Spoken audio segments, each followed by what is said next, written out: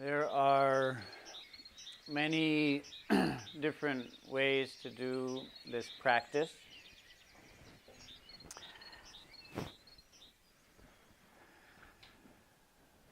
Each has its own characteristic strengths and weaknesses.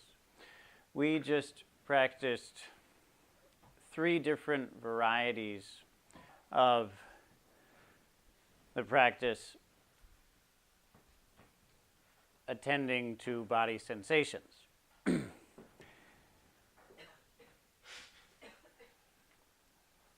Each of you may have noticed some of the strengths and some of the weaknesses of each of those practices.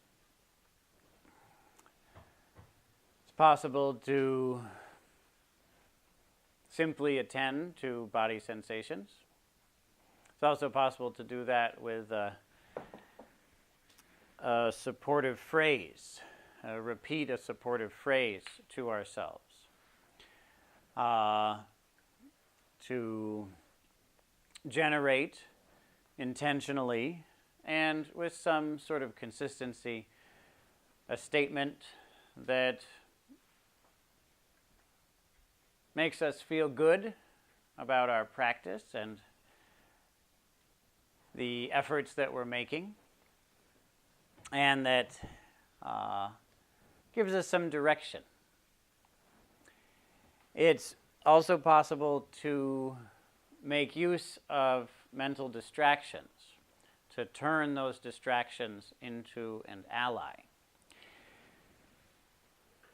by finding the wisdom there, finding something within those, quote, distractions that is beautiful and joyful and loving and wise.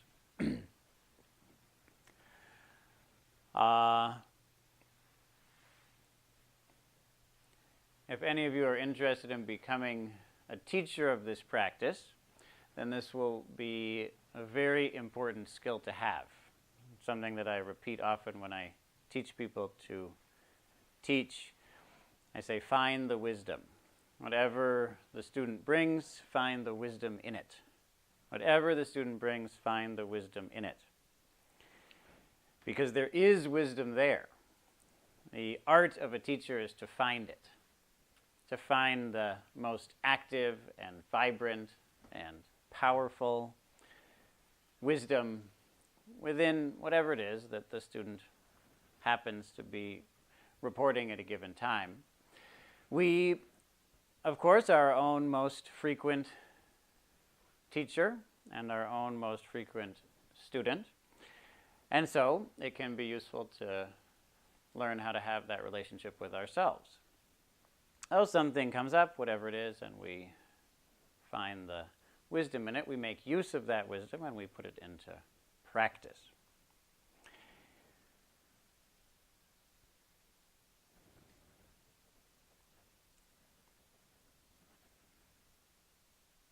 They say often in Asia, in a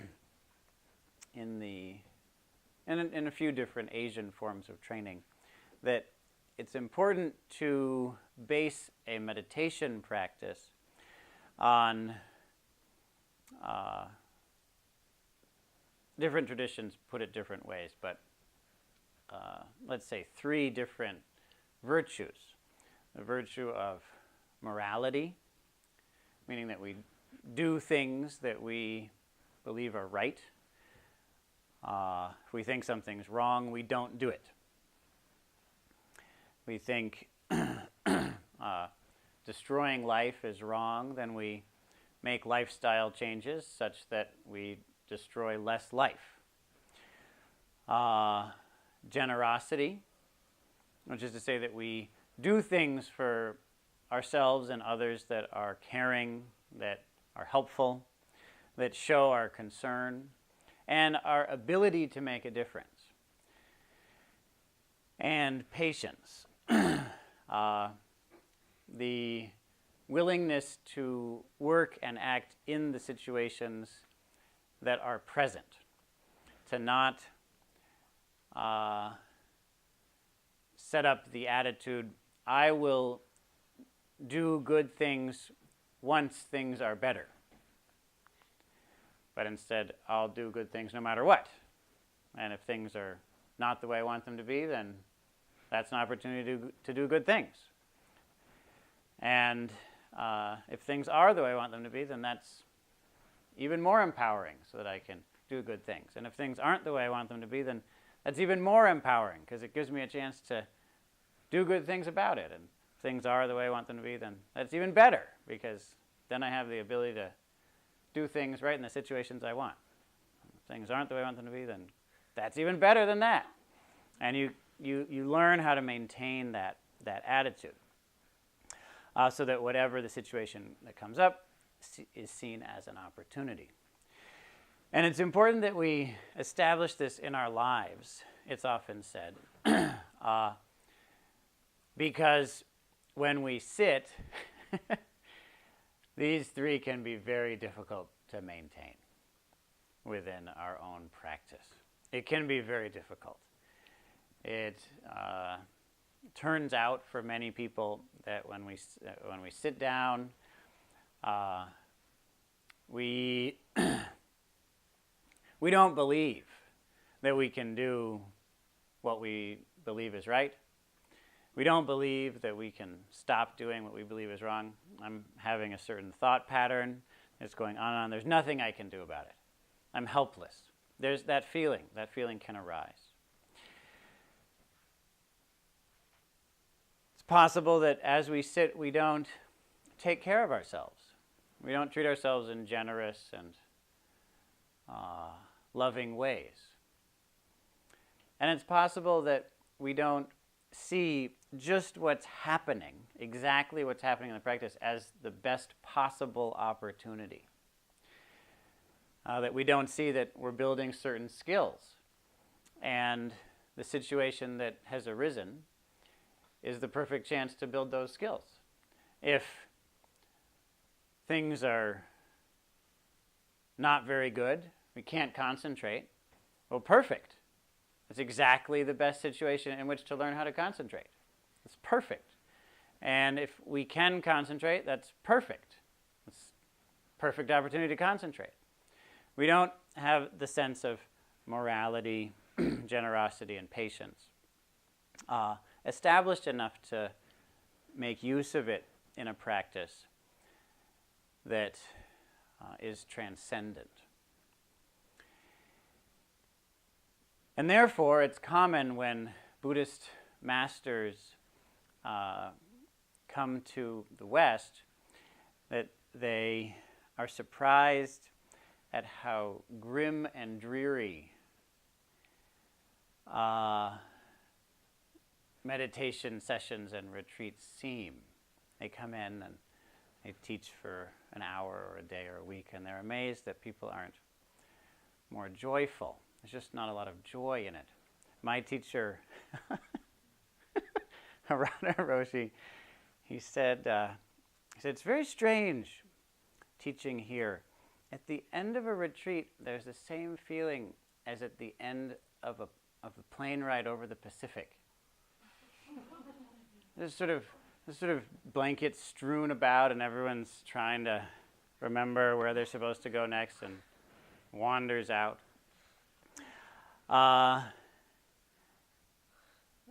Tanisaro Bhikkhu describes his teacher when he came. He was very concerned about the Westerners. He was teaching, I think, a retreat in California, and he said, and he changed his entire style of Dharma talks, trying to become a comedian, which wasn't his skill. It wasn't his talent, but he thought he needed to do something in order to lighten the mood a little bit. So he tried to become funny, and he's not, well, we all generate our own skill sets over time, and he hadn't worked on that skill set. But he still, he put himself through it because he wanted a light atmosphere to be generated. And And so it can be very important for us to learn, to learn how to maintain that relationship. And it's difficult. It's very, very difficult. And I think it's particularly difficult in our culture. We, nowadays, maybe you know, maybe you've seen the statistics, young people now are more negative about the future than, to my knowledge, in recorded history. Young people feel that the future will probably, most young people, of the vast majority of young people, I think it's 17 to 30, believe that the future will be worse than the past. It probably will be. There's a clear sense. And there are reasons for that. It's not that those young people are just dumb. They've seen things. We, I should say, have seen things over the past few generations. We've known about the likelihood of global warming for 40 years now, meaning that we've had clear scientific evidence for it, and we haven't been able to do much about it. We've seen extinctions of species happening, again, for about the same period of time. If you want, you could say for the past 10,000 years or so. But again, we've had within our framework clear scientific evidence for the problems of ecosystem destruction, and we just haven't been able to do that much about it. We've had a few success stories here and there. We had a big success story regarding the ozone layer. That went really well. That was probably our biggest environmental success story to date. And we've had certain amount of success with certain habitats, certain species, but the trend has been clear. And then you see that we've gone from being a nation that's, the United States I mean, that's usually at war, to now being a nation that seems from now on will always be at war. There doesn't seem to ever be an end to the war that we're currently engaged in, the, quote, war on terror. And at least that's according to the military. And you see more and more difficulties staying close to our friends and family. I was involved with a group of students at St. Mike's. We talked about their values during their senior year, and their biggest value was their friends and family. But then later, when we talked to them again, the vast majority of them had moved away from their friends and family for work. And so we see ourselves losing even our own sense of our own values. And so it feels very difficult. And it's reasonable. I'm bringing all this up because I'm trying to make the point that it's reasonable that there would be a certain amount of sadness, a certain amount of desperation. I don't blame anyone. I'm not putting anyone down for feeling that, and I feel it. The question is, what's a useful path forward? What's a path that we can take that brings our values, brings joy into the world?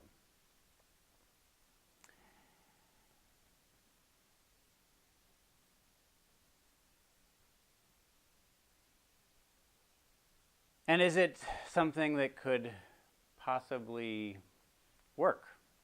Is it something that could possibly be effective?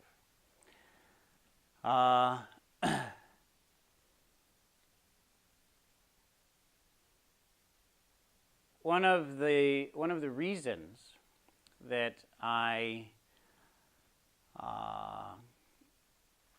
left this culture and went to Asia to train in monasteries was that I personally couldn't find that here.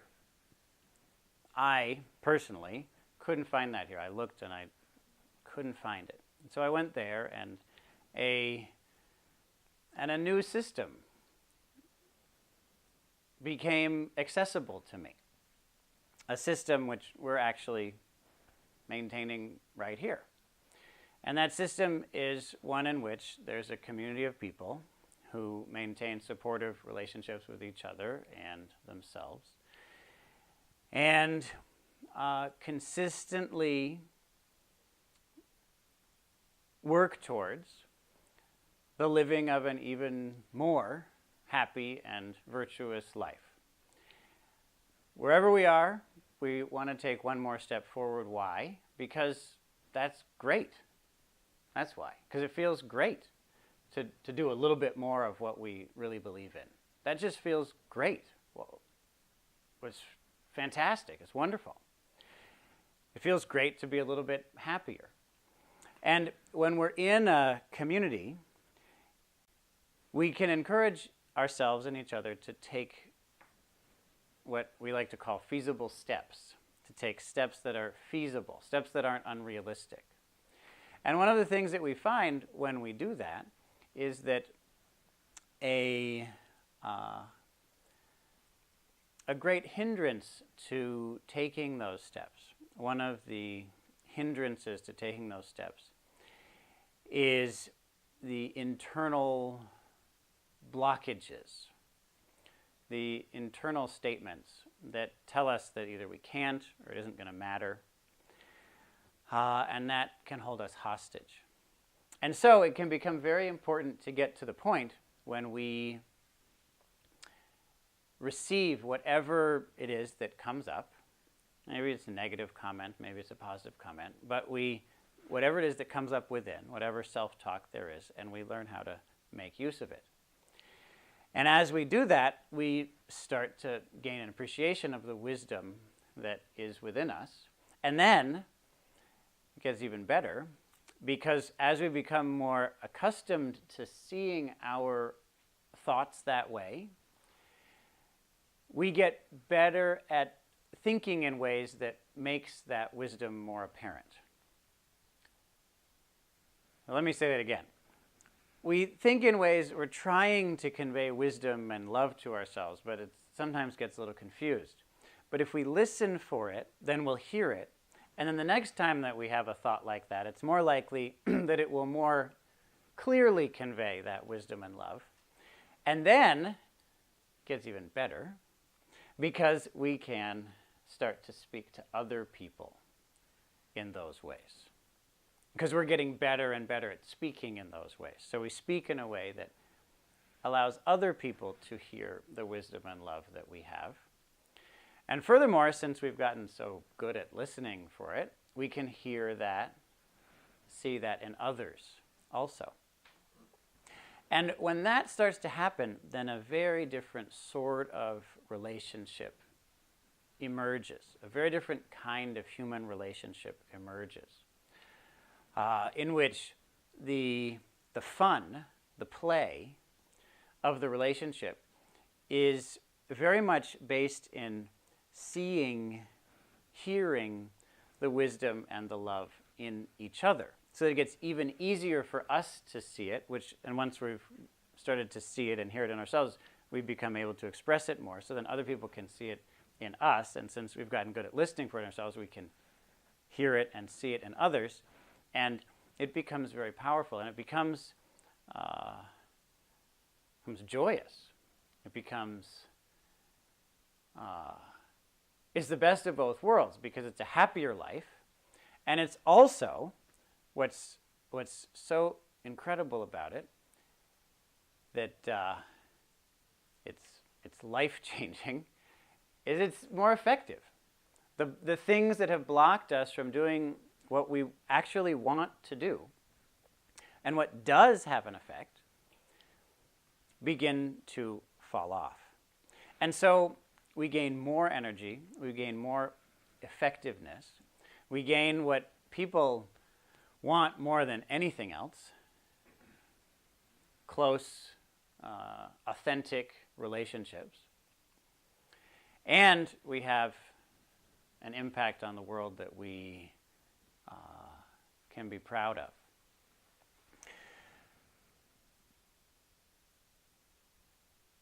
So what we're doing here together, what this community is accomplishing, is, to me, the best for us in the world in the long term, and also the best for us in the world today.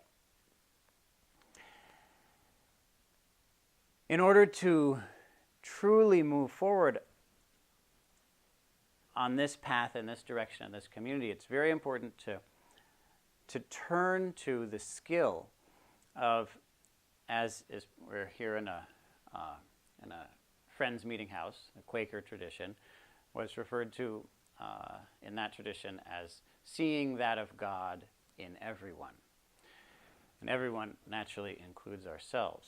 That we become more and more able to do that, and we don't see that as a miracle. We don't see that as magic, and we don't just wish for it, but we actually see it as something much more banal, something more mundane and feasible, which is, it's a skill. It's a skill. This is a skill that we can get better and better at.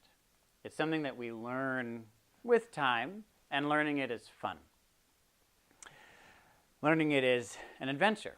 So we, bit by bit, pay attention to our thoughts, and we find the wisdom and the compassion there. We, bit by bit, pay attention to other people's words and behavior. We find the wisdom and compassion there, and we begin to respond to, we begin to have a relationship with that aspect of what's happening. And in giving attention to it and having a relationship with it, we bring that to life. In bringing that to life, real effects occur. And when those real effects occur, then our lives change, because we know this is something that we can trust.